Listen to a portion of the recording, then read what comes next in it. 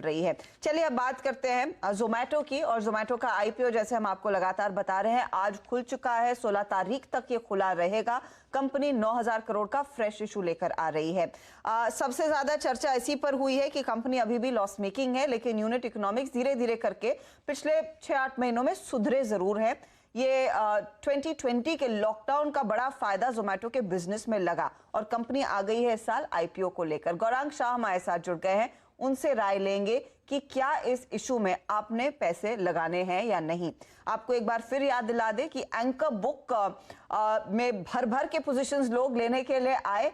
4,197 crore finally 186 निवेशकों के जरिए कंपनी ने रेज किए हैं। गौरांग, ये एंकर बुक तो एकदम सॉलिड है। ये बताइए क्या रिटेल निवेशकों को जोमैटो के आईपीओ के लिए इस समय ऑर्डर करना चाहिए या नहीं? धन्यवाद हर्षदा और आप सभी को शुभ प्रभात हमारे तरफ से। तो मेरे ख्याल से काफी लोगों ने इस माध्यम का उपयोग किया होगा और जायके जो जबान पे हैं उनको पूरा करने के लिए इस माध्यम का उपयोग करके पसंदीदा होटल में से पसंदीदा खाना भी मंगाया होगा। तो हमें लग रहा है कि आईपीओ में भी आपको ऑर्डर करना चाहिए, यानी कि आपका सब्सक्रिप्शन जाना चाहिए। और ये जो हम लंबी अवधि के लिए सब्सक्राइब की कवायद कर रहे हैं, छोटी मध्यम अवधि में या लिस्टिंग गेन्स के लिए हम कोई टिप्पणी करते नहीं है हर्षदा। ये सबसे पहला मेरे ख्याल से अपने आप में एक प्राणी आया है नए तरीके से भारतीय शेयर बाजार में, e commerce platform Zomato limited, जो कि करीबन अगर हमारी मालूमात सही है तो 525 बड़े और छोटे शहरों में अपनी सुविधाएं उपलब्ध कराते हैं और बहुत ही बड़ी मात्रा में इनका टाइप्स है भिन्न विभिन्न होटल्स के साथ। मुझे नहीं पता, काफी लोगों को ये पता है कि, लेकिन एक हाइपर प्योर करके ये और एक सुविधा उपलब्ध कराती है जहां पर हाई एंड क्वालिटी इंग्रेडिएंट्स ये उपलब्ध कराती है अपने रेस्टोरेंट्स पार्टनर्स को। जिस प्रकार का ये आईपीओ है, जाहिर है कि आंकड़ों को लेकर के असमंजस परिस्थिति और बाजार में मैं 2-3 दिन से सुन रहा हूं, लोग दोनों तरफ बराबर से बटे हुए हैं। लॉस मेकिंग है, इसके कारण चिंता है। जो 72 और 76 के बीच में जो प्राइस बैंड है, कुछ लोगों को वो महंगा लग रहा है, लेकिन हमारी सोच ये कहती है कि अगर आप छोटी मध्यम अवधि के लिए या लिस्टिंग गेन्स के लिए नहीं सोच रहे और जो सुधार हम देख रहे हैं, और एक बात और कहना चाहूंगा हर्षदा कि अंतर्राष्ट्रीय स्तर पर करीबन 30 से 50% की सर्विसेज यूटिलाइज होती हैं और भारत में अंडर पेनिट्रेशन होने के कारण मात्र केवल 8% इसका यूटिलाइजेशन है। तो एक अनटैप्ड मार्केट जो है, अंडर पेनिट्रेटेड मार्केट है, अपॉर्चुनिटी बहुत बड़ी है और ये एक बहुत बड़ी कंपनी है इस पर्टिकुलर क्षेत्र से जुड़ी हुई। तो लंबी अवधि के लिए कवायद है, लिस्टिंग या छोटी अवधि में मैं टिप्पणी नहीं करना चाहूंगा क्योंकि हम सक्षम नहीं हैं उसके लिए। जी, गौरांग साहब, आपको शुभ दिन और शुभ प्रभात। आप तीसरे एनालिस्ट हैं जो हमारे साथ सुबह से जुड़े हैं और जिन्होंने बहुत ही सटीक राय दी है कि जिस हिसाब से आप जोमैटो के आसपास ढोल ताशे और हर तरीके की आवाज़ आते हुए दिख रहे हैं, बहुत ही सोच समझकर निवेश कीजिए आईपीओ में और शायद आपको और प्रॉफिटेबल मौका मिले आईपीओ लिस्टिंग के बाद। हालांकि जिस तरीके से एंकर इन्वेस्टर्स का तांता लगा है इस आईपीओ में, वो देखते ही बनता है, लेकिन बाजार का एक बहुत ही पुराना और बहुत ही ठोस नियम है कि एकला चलो रे। जहां जहां सब लोग जाते हुए आपको दिख रहे हैं, उस कलेक्शन को अवॉइड कीजिए। कंसेंसस ट्रेड बाजार में कभी काम करता हुआ नहीं दिख रहा। और तीसरे व्यक्ति शाह साहब, आप जिन्होंने बहुत ही सटीक और बहुत ही अच्छी राय जोमैटो के आईपीओ पर दी है, आपको अभिनंदन। धन्यवाद शैल जी और आपको भी सुप्रभात। तो मेरे ख्याल से एकला चालोरे के साथ साथ और एक यलगार देना चाहूंगा, खेला होबे। और मुझे लग रहा है कि ये एक नया दौर भारतीय शेयर मार्केट में शुरू होगा। हालांकि ई कॉमर्स के मूल्यांकन के गणित को लेकर के सोच समझ सूझबूझ बुद्धिमत्ता जो है वो कहीं पर खामियां पा जाती है, क्योंकि ई कॉमर्स के वैल्यूएशन बहुत अलग मापदंड में होते हैं, जैसे हम सबको पता है शैल जी।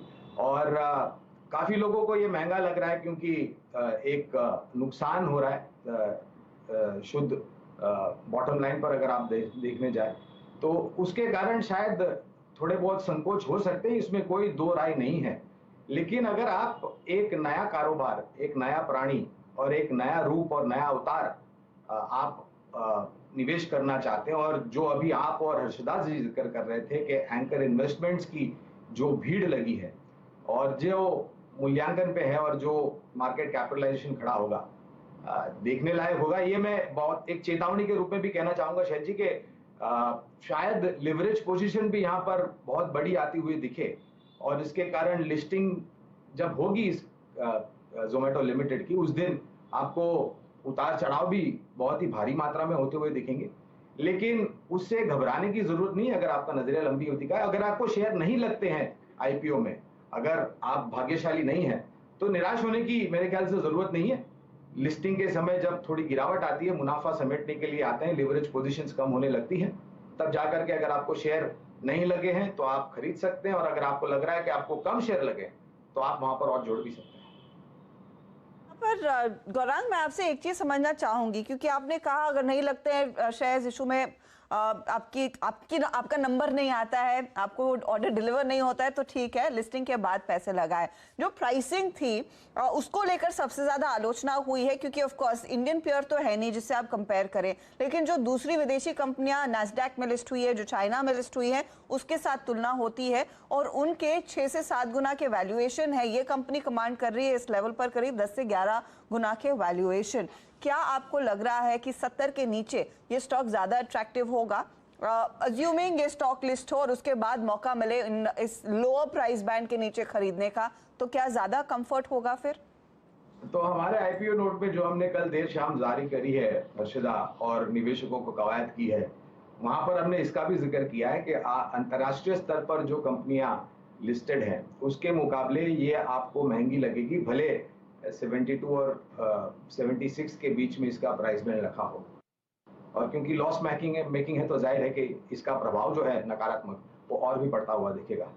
आपका सवाल बहुत अहम है, और जो आंकड़ा आपने सामने रखा है 70 रुपए का, अगर उसके नीचे जाता है तो मेरे ख्याल से जो डिलीवरी बॉय के पास बक्सा होता है जो खाना इधर से उधर लेके जाते हैं, तो मेरी राय में अगर 70 के नीचे जाता है तो वो बक्सा आप डिलीवरी बॉय के पास से ले लीजिए और भर भर के शेयर खरीदारी कीजिए।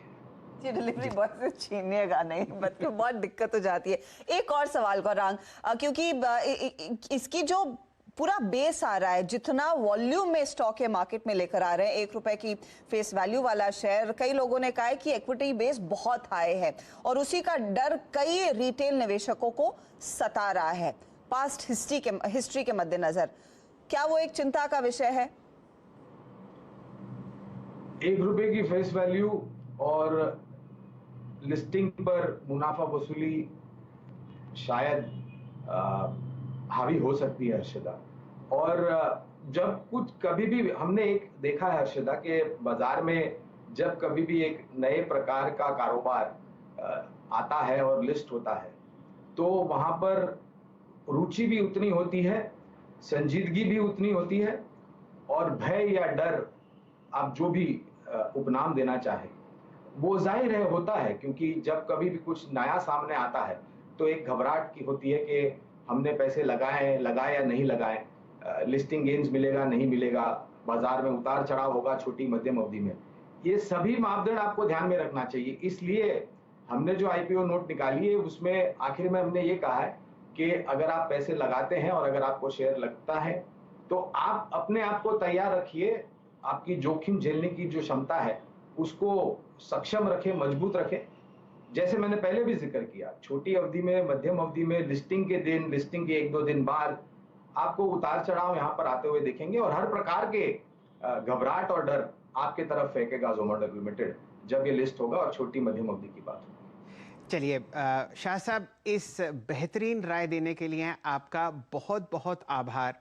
और अक्सर आप देखेंगे बाज़ार में कि मोमेंटम और सेंटिमेंट आपको एक आईपीओ की तरफ लेता हुआ दिख रहा है, लेकिन जो समझदार खिलाड़ी है जिसने 3 दशक देखे हैं, जैसे कि शाह साहब और प्रकाश दीवान साहब, वो कह रहे हैं कि आप थोड़ा सोचें आईपीओ में लगाने से पहले।